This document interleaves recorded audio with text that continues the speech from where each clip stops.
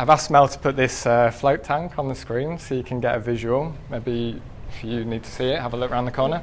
But essentially we have flotation tanks which look like this, which are actually quite massive. It looks quite small there, but it's the size of a small car, 9 feet by 6 feet.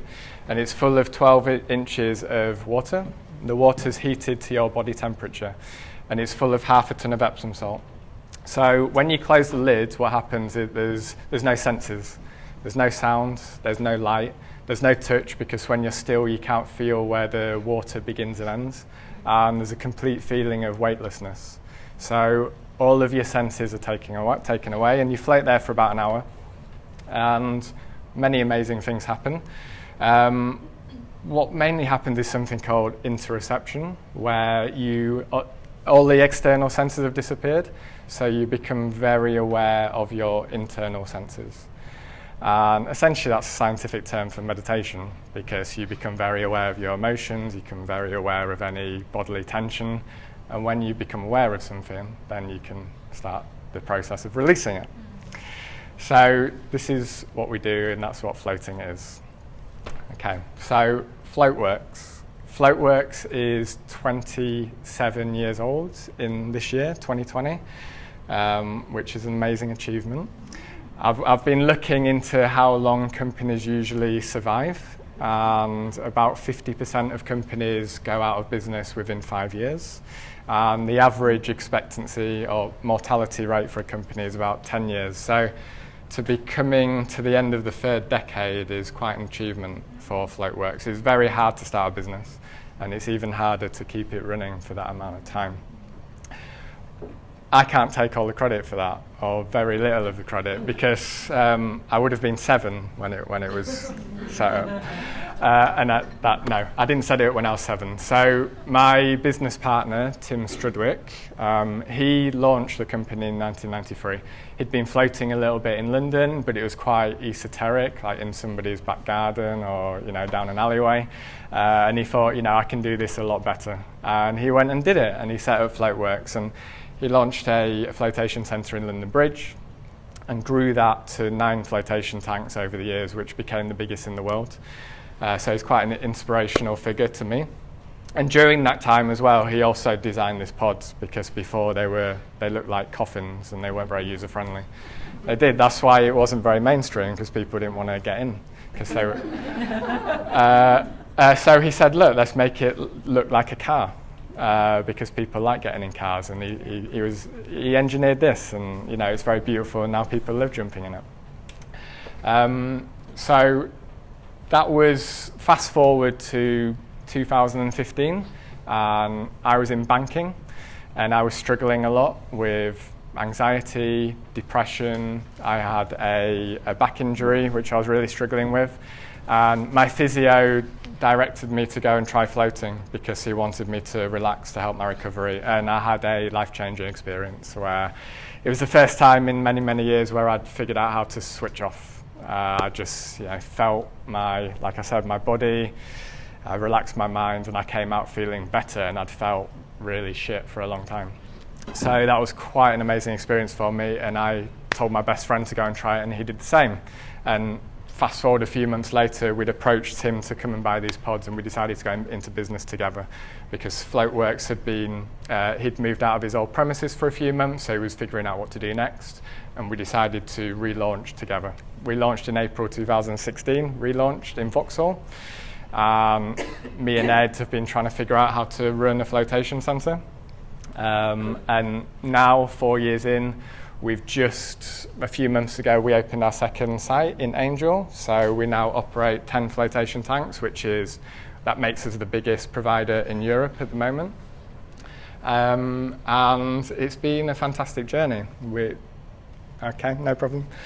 So I just want to touch on the best bits of this journey, of this learning how to be an entrepreneur and how to do this.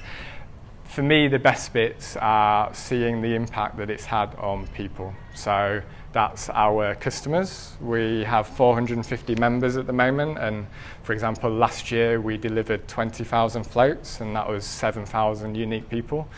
And it's amazing to see the impact that it can have on people's lives. like I said before, I was in banking, and the impact is really negligible in what I was doing. So yeah, sometimes negative. When we're doing this, people are coming out of their floats. Some of them having like these transformational experiences like I had that made me turn my whole life around and take on a different career. But even the vast majority, people just come out a little bit happier and less stressed. And maybe you know, if you become 1% happier or 1% less stressed, that opens up a whole new course for your life. The possibilities go like this.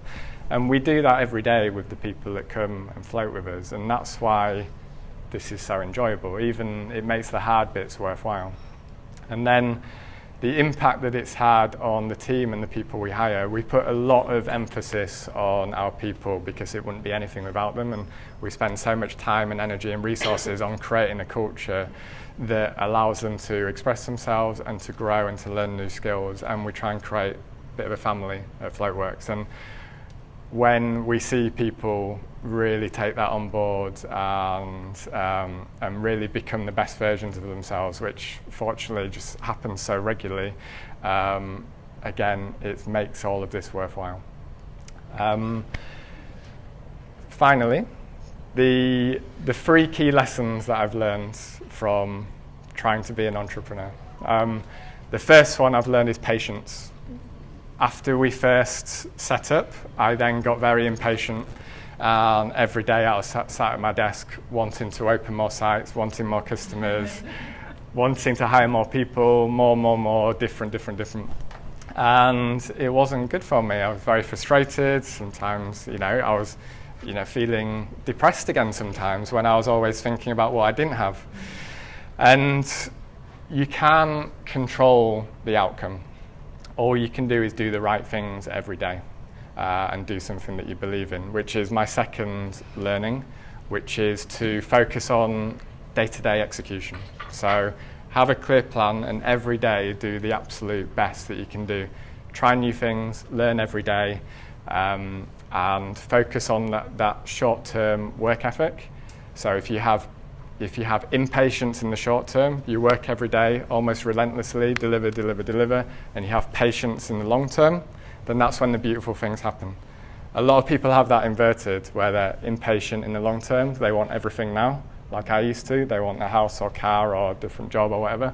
And they have too much patience in the short term, which means they're lazy. But if you manage to invert that, that's how you get real long-term sustainable results. And the third thing I've learned is to ask and listen. So your customers are the ones that know what they want. It's no good trying to tell them what they want, because otherwise you'll probably get it wrong. And people are so receptive. If you just say to them, whatever the business is or whatever your venture is, you say to the people that are interested, what do you want me to deliver for you? And they will tell you. And then you can do it. And it's easy if you do it like that, rather than trying to guess. Rather than trying to create desires for them which they don't have. So the future of floating and Floatworks is very bright. Hopefully you've seen this movement towards mindfulness and people talking about mental health and relaxation, which is amazing. We want to be at the forefront of that. We want to be the thought leaders. We want to be the global leaders in floating. And going into 2020, we're looking to at least double in size. We have 2 sites now. We want to set up 2 further sites this year. We're very, very excited to be doing that and to be offering this service to the world. And